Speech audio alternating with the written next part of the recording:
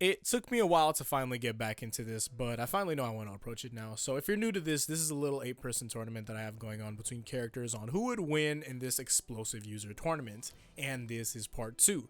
So for major fights, I'll be giving their own respective video from now on, and the minor fights will be done in the introduction video or alongside the bigger videos if need be, and more of just so I want to put in the effort to do so.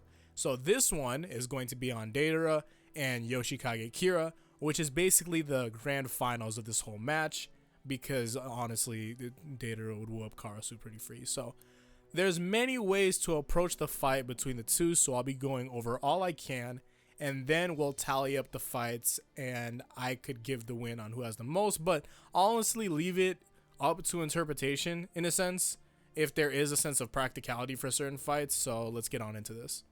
Now, on the forms of both characters, for Kira, we have regular Kira, and then we have sheer heart attack alone, and then we have unrealistic Kira. Unrealistic Kira is basically if we were to approach everything Kira does in the sense of if he can do it instead of if he would do it. Because there's multiple things that Kira won't do because it's out of its character, but his capability of doing whatever action is usually used when people bring up the character.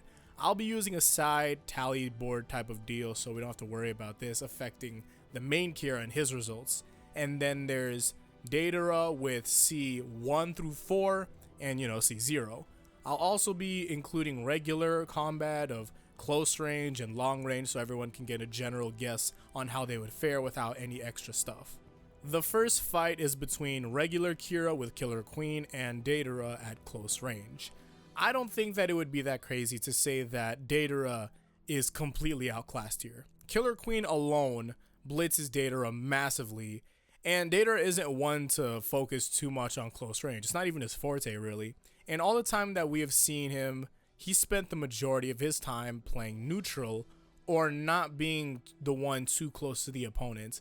This is probably because he could potentially damage himself by being too close to his explosions, because he could actually damage some of his own members by this type of inconvenience.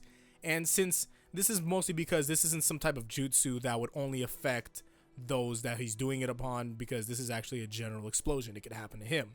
Granted, in all of the times that we do see him avoid close combat, he usually isn't in the area for it, nor does the mission call for him to do so. But we see majority of Deidara's arsenal against Sasuke, so we can see that there. Regardless, he's not one to beat Kira. Not being able to see Killer Queen is one thing, which is completely over the top with him, but being blitzed by it while not being able to see it is way more than another. He'd also be able to fold up Deidara faster than he did with Echoes, because Echoes is actually reasonably faster than Deidara, and that's saying a lot. He would also be able to easily donut Deidara right through the chest and just end him up, and Deidara wouldn't even be fast enough to react because you see his speed feats, it's really not that much. And then you have these JoJo stands up here being massively faster than light. It's ridiculous. So for close range, I'm giving it to Kira easily. The next fight is going to be long range. There is no fight easier than this one. Between regular Kira and regular Deidara, Deidara murderously stomps against this Kira. There isn't a single thing that Kira would be able to do against this. Deidara would be able to just reign above Kira without any question. There isn't anything Kira would be able to do offhand normally. Now, in the case of unrealistic Kira, let's say that, he'd be able to do something. Killer Queen has the speed to match the projectiles if they were to detonate on contact with the ground. If they were to detonate while still in the air and they were outside of Killer Queen's range for about 2 to 5 meters, then Kira would have no chance against it. It's honestly about 2 meters. I'm not even going to give it the 5. This is going off of what we had seen from Deidara. Usually, he tries to get the projectiles as close as he can before detonating, and if we were to go off of that, he'd be able to blow up any large projectile that Deidara has sent flying. Kira in question and Killer Queen. Kira's detonation having no effect on the actual properties of the clay itself, not giving it a chance to cause some type of extra explosion onto it, because Kira's explosions do not work like these regular explosions, or when they do, it's usually because of some other extra property. They're not like anything that these other characters would really have. You could see it as deterioration, if anything.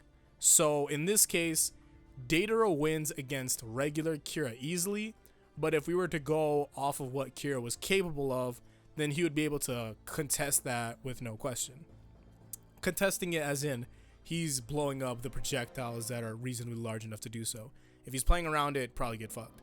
That doesn't tally up into regular Kira though. This goes on into the unrealistic Kira that I had mentioned earlier.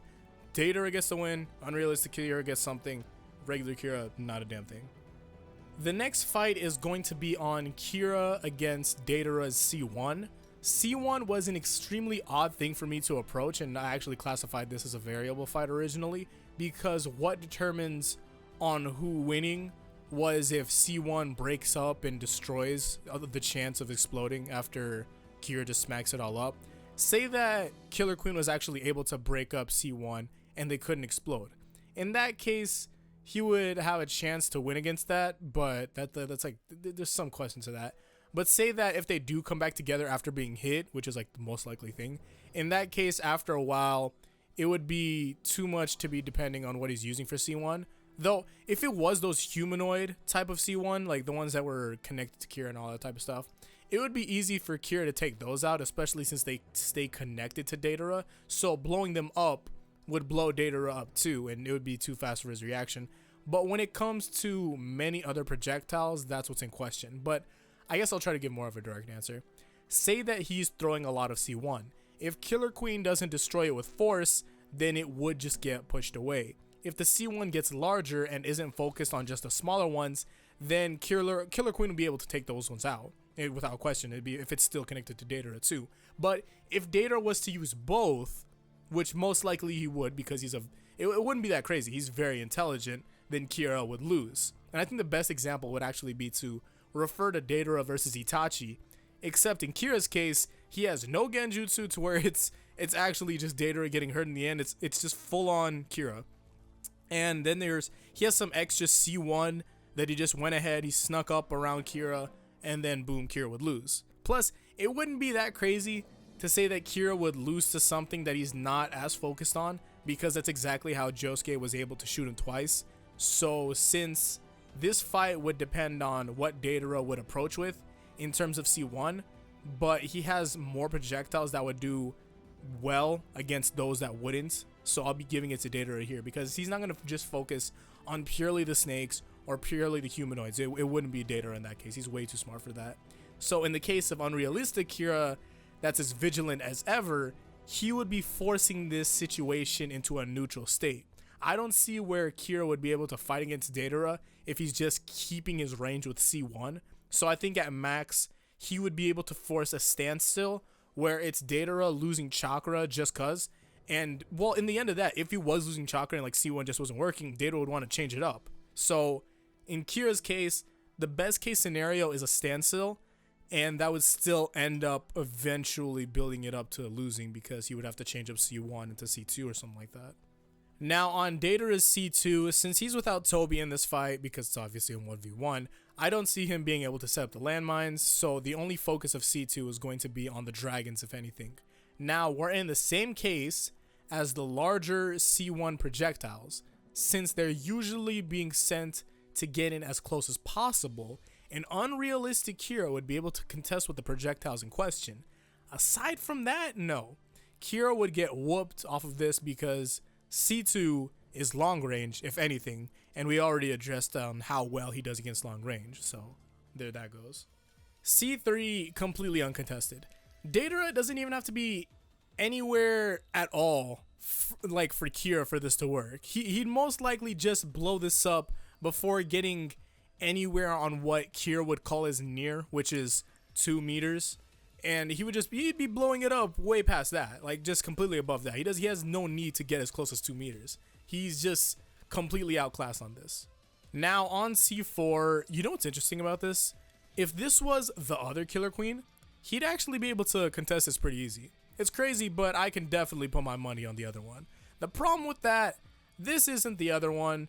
This isn't that Killer Queen, nor is it that Kira. C4 completely wipes here, no question. My thing is that if this was on already to explode, Kira would most likely be terrified at the sight of this thing, but the thing is that he'd be able to blow this up before it even came to be.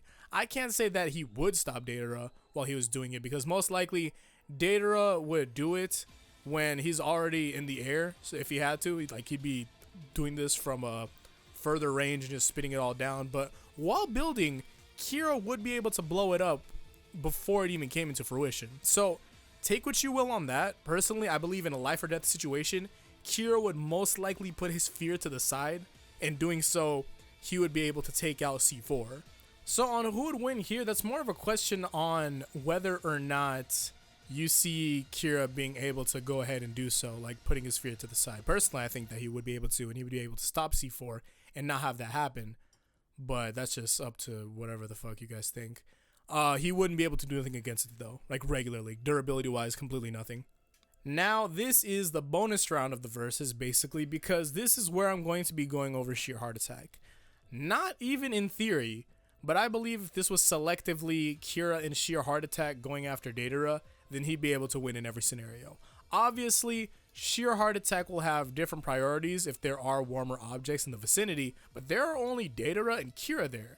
In all case, he'd be driving Deidara down, and none of the stuff that Data would have sent at Kira or anything being planned would never come into fruition. You also have to think about how Kira also still has full-on access of Killer Queen if need be. So if you have a tracking bomb that's invisible to Deidara that's going after him while Kira defends himself from whatever near, Deidara wouldn't have a single chance. Sheer heart attack being able to launch itself is another thing because it's a stand. It doesn't fail due to gravity or something along those lines. And I know someone's going to comment about like, yo, what about Act 3? Because it's just like, bro, that's not how that works. The stand is a constant threat to Deidara, and I think the only thing that would be questionable is C3 because it's about sheer heart attack being able to get there. But Deidara is not one to put himself into the clouds usually, especially since he just wants to be close enough to where the speed of the bomb is guaranteed so the opponent doesn't get away. So with that, I would think that 50 meters and a bit more vertically is definitely enough to get to Deidara. If not, then so be it. Then he would lose in the sense of C3, but I highly doubt that. Also, all of this for sheer heart attack is considering the time that it takes to do those things. All of this is the time that it takes to set it up. It's not about how this is the acts from all of these things alone, all of them, is way more than enough to kill Kira, without a doubt. This is just all on the time that's being set up. Can sheer heart attack go over there and stop them? And the answer, yeah, most likely yeah. Now to go over any side things and the reality of it all. So say that we approach this like a regular versus to begin with and we didn't break it down. If Deidara started at close range, he would lose, no question. If Deidara wanted to fight at long range, Kira would lose, but he has the ability, in quotes, to win.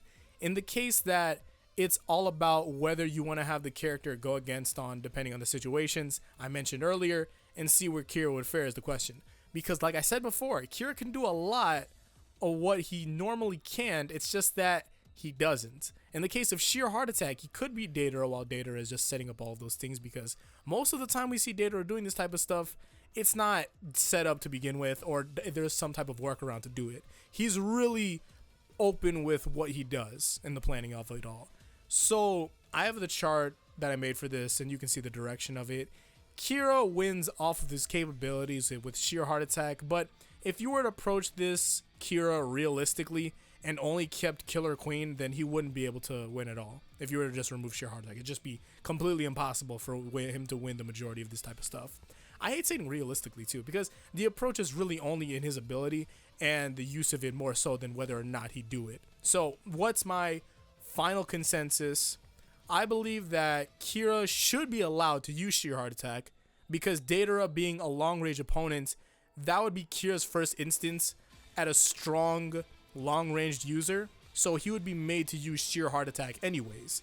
I don't have a factored into unrealistic Kira, because you don't really need Kira going 100% in his full capabilities on what he can do with sheer heart attack, because that would just be unnecessary at that point. In terms of everything else though, especially durability too, Deidara would be able to whip Kira, no question.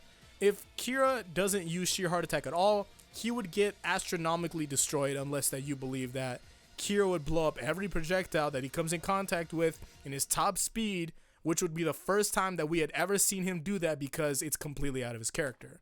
So, in the easy way to say this all, sheer heart attack carried. But, you know, in the end, just Deidara wins regularly. Thank you all for watching. I'll be getting to more tournaments, or I'll end up just doing Deidara versus Karasu, even though Deidara would bust him up pretty bad, but I guess some people might want to see that. I don't know. The Yu Yu Hakusho people, if you guys are out there, I'm still waiting to see. I plan to do regular verses to along with these tournaments. So in the comments, just put down who you want to see, what's going to be the next tournament, or who's going to be the next two to fight. You can put groups like, oh, this group versus this group, or single character versus single character, or just, hey, do the insert type of character tournament, and I'd be down to do it. I was thinking about electric users or lightning users, some of that type of stuff, but that's just something in my head. Hopefully, I'll see you all in the next one. So until then, peace out and Godspeed.